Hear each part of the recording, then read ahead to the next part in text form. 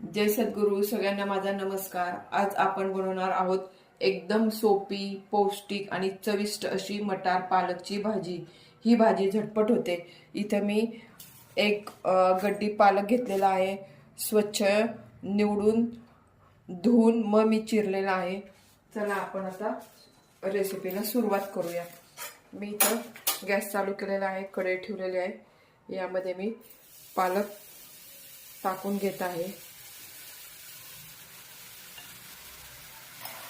या भाजीमध्ये मी थोडंसं मीठ टाकून घेतलेलं आहे. ही भाजी आता जरी जास्त वाटली तरी नंतर ती शिजून कमी होते.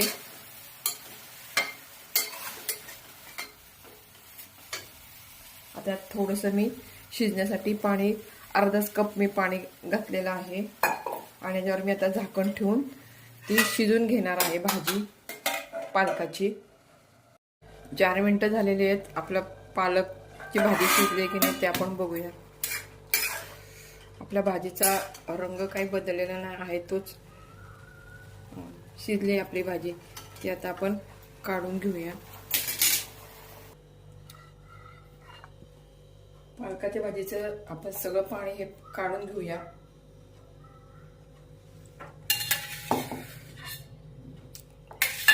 भाजीतलं पाणी काढून घेतलेलं आहे. त्यामध्ये आता 2 चमचे डाळीचं पीठ घेतलेलं आहे. त्यामध्ये ते टाकून हाटून घेऊया. म्हणजेच आपण ते मिक्स करून घेऊया त्यामध्ये भाजीमध्ये.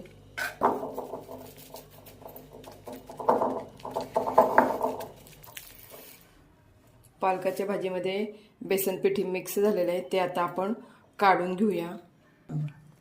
इथं मी कढई गॅसवर ठेवलेली आहे आणि 1.5 चमचा मी तेल टाकून घेतलेला आहे. तेल तापत आहे. तेल तापलेले आता मी जिरे टाकलेले आहेत.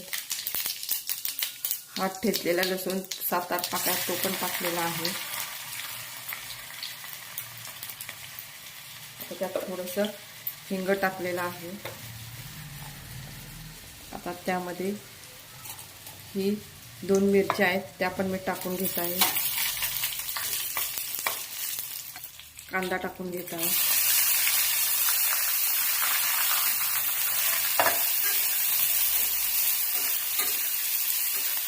मी एक टोमॅटो चिरून घेतलेला आहे, तो पण आपण फोडणीमध्ये टाकून घेऊया.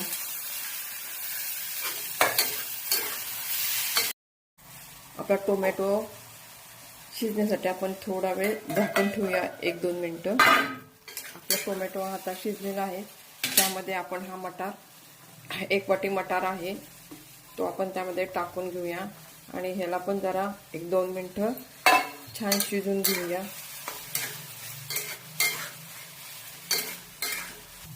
आपला मटार हा शिजलेला आहे. त्यामध्ये आपण आता तिखट घालून घ्या. थोडंसं मी अर्धा चमचा हळद घातलेली आहे.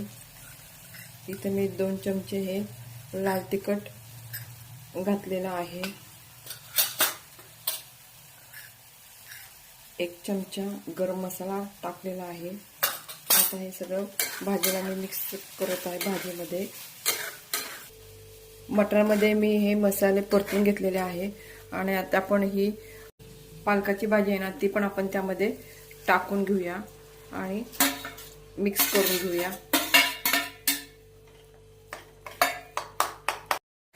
मटार आणि पालकची भाजी आपण आता जरा शिजून घेऊया. आपली पालक आणि मटारची भाजी छान शिजलेली आहे. ती आपण आता सर्व करूया. पालकामध्ये A, C, E हे विटॅमिन्स असतात. लोह, कॅल्शियम भरपूर प्रमाणात असते. आपली ही पालक आणि मटारची भाजी छान झालेली आहे.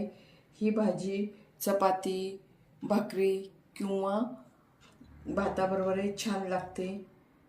आणि आता सध्या मटारचा सीझन आहे. तुम्ही पण नक्की करून बघा.